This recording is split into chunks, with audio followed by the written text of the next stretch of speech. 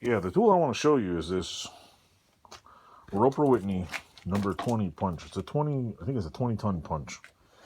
I made my own little, looks like a little horsey thing here. I just tack welded it from. I'm not finished playing around with this thing. I put some bolts holes in my bench, which I don't want to screw up the camera angle here, but yeah, this goes this way. Come on, there's the hole. See, there's one, there's two. So now, if you look at this, I don't know if you can really see it, but there is a, it's focusing on the back here. Come on, camera. There's a punch in there. And let me try this way. Okay. There we go. Nice big glare. But anyway, there's a punch right here that goes up and down. There's a little stopper here. And if you put a piece of metal in there, it just pops a hole in it.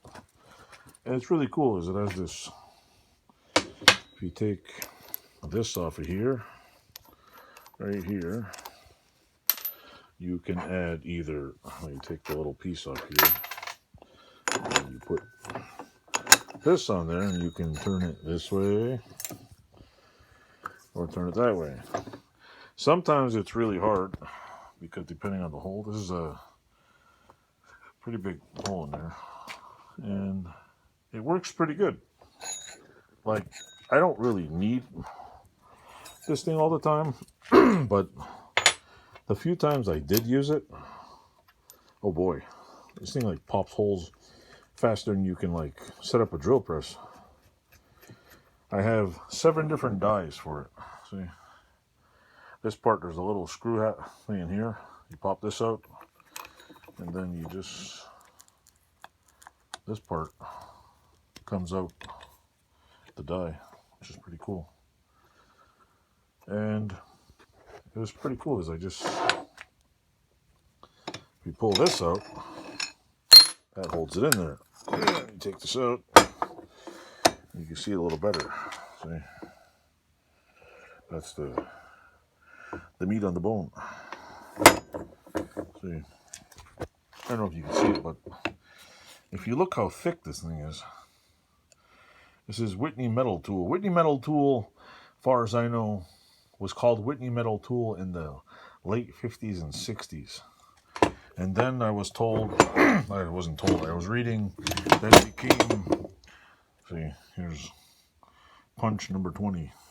And then Whitney Metal Tool then became Roper Whitney, and so on and so forth. But it works really damn good. It's, if you go on Roper Whitney's website, this thing alone is ridiculous. I think this sells by itself for like, I don't know, $600. They still make it. The thing has like, I've never seen a tool with this much chunk on it. Like, I mean, look at this. Like, and it's crazy because when you put something in there, this little thing here actually flexes. You can actually see it move a little. How in the hell an inch or 2 inches of metal in here, how this can flex is just insane. The original mount, I looked on eBay. People sell them, but I'm not sure which one it was. I was like, you know what, I'm not paying $45 for something I can easily produce here, which I usually did. And it works good. My mount is pretty good. I used a, 1/4 inch plate, 1/2 inch plate. I did a couple of tack welds, which works pretty good. And I found a way to drill perfectly straight holes in my bench and use a little nub. I use this as a, I use this metal plate here as a drill guide for drilling holes. So then when I want to use these fancy little nubs here that I bought off of, what is it, Fireball Tool. I bought these off of Fireball Tool. So this one ends up a little bit, a little ragged. This one ended up a little ragged, and this one ends up perfect. Really neat. The problem is, I lent out my drill. Somebody broke it. Never lend out tools.